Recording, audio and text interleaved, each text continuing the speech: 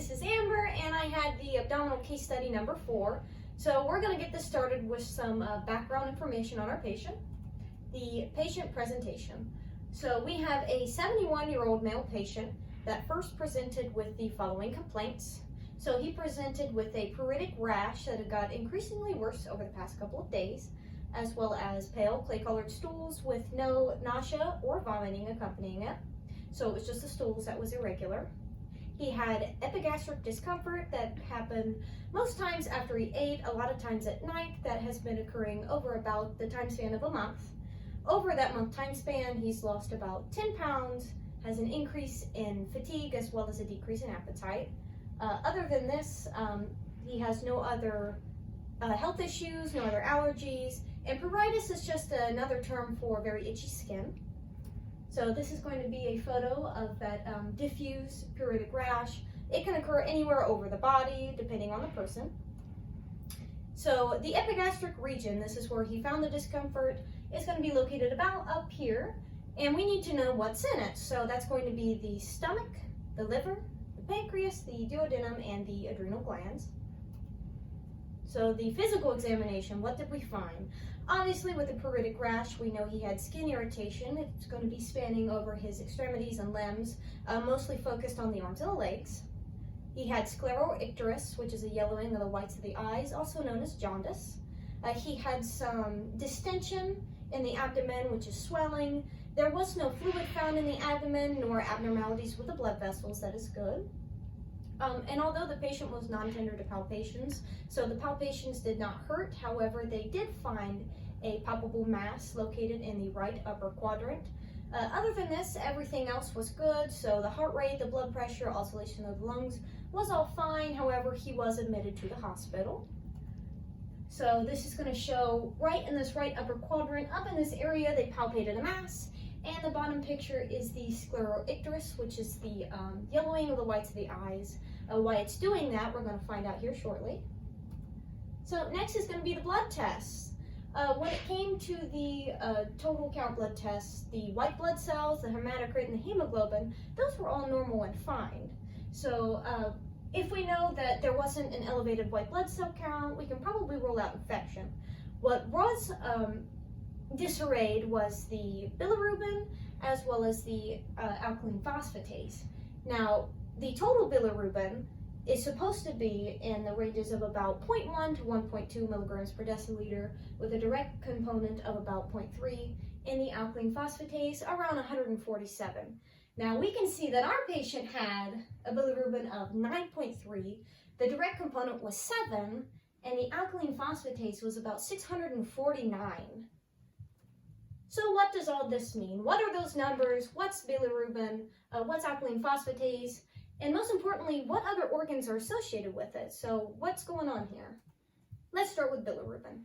So bilirubin is a yellowish pigment that is made from breaking down red blood cells. It's found a lot of times in bile, and it can be made in the liver. It's also what gives urine its yellow color. It can be classified into 2 types, indirect bilirubin. Indirect bilirubin is found bound to albumin in the blood, and direct bilirubin is made in the liver in a form that the body can excrete and dispose of. So a lot of the times it's going to go to your urinary system, it's going to go through the digestive tract, and it's going to leave the body. A high amount of these substances can show that the liver is damaged. It can show gallstones as well as inflammation of the bile duct. A yellow pigment, you say? That sounded familiar. Well, the high amount of bilirubin found in the blood is what is responsible for the jaundice in the patient. Now, alkaline phosphatase, what is that? Alkaline phosphatase, better known as ALP, is an enzyme that's found in many bodily processes. However, the direct function is not yet known, or more so, it's not really understood. We do know that it is found mostly in the liver. It can also be found in the bones, in the kidneys, and the intestines, as well as the bile duct. Whenever you have an abnormality in the ALP, most of the time the big 2 are bone disorders as well as damage to the liver. The liver, the gallbladder, and bile. So the function of the liver is glycogen storage, secreting bile, as well as receiving nutrients from your gastrointestinal tract. bile. Bile is a yellowish green substance that's produced by the liver, and it's used to emulsify fats. The emulsification of fats allows for the nutrients to be absorbed in the intestines. So at times when there's an excessive amount of bile, it is going to be stored in a structure known as the gallbladder, which is its prime function. The transportation of bile occurs via what is known as the biliary tree. So it's a bunch of bile ducts that connect various organs. And the organs in this case specifically are the liver, the gallbladder, the duodenum, and the pancreas. So this is your biliary tree. This is just a summarization of what I'm going to say, but basically you're going to start over. Bile is going to be produced in the liver. It's going to go from the right and left hepatic duct and merge to form the common hepatic duct. That common hepatic duct is going to come down and merge with the cystic duct connecting the gallbladder to form the common bile duct. The common bile duct is going to run all the way down to the duodenum and connect with the pancreatic duct, and that's going to form the hepatopancreatic duct, which will form a spherical place for the bile to enter the duodenum. So imaging, they did an ultrasound and a CT scan on this patient. The ultrasound picked up a dilated bile duct. However, there were no gallstones present, as well as a dilated pancreatic duct, a dilated gallbladder, and a mass on the head of the pancreas. So this is your dilated bile duct. As we can see, there are no gallstones present. Next, we have the dilated pancreatic duct. As you can see, it's fairly large. The dilated gallbladder, and then the red outline is going to be the mass found on the head of the pancreas.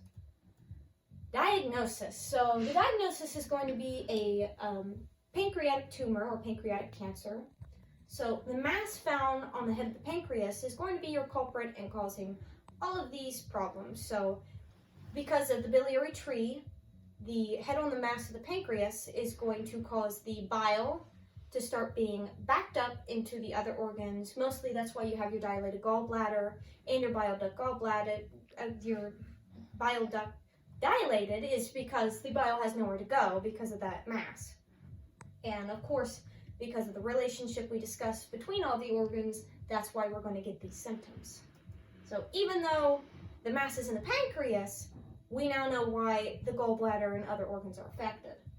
Differential diagnosis. So it is worthwhile to mention that in some people, a tumor for pancreatic cancer is sometimes mistaken, and sometimes it is actually inflammation caused by chronic pancreatitis. So the chronic pancreatitis can cause something that looks like a mass, which is going to cause all the same symptoms. It's going to do the same thing. It's going to kind of stop up that bile duct. However, we know that the patient had no prior history of pancreatitis noted.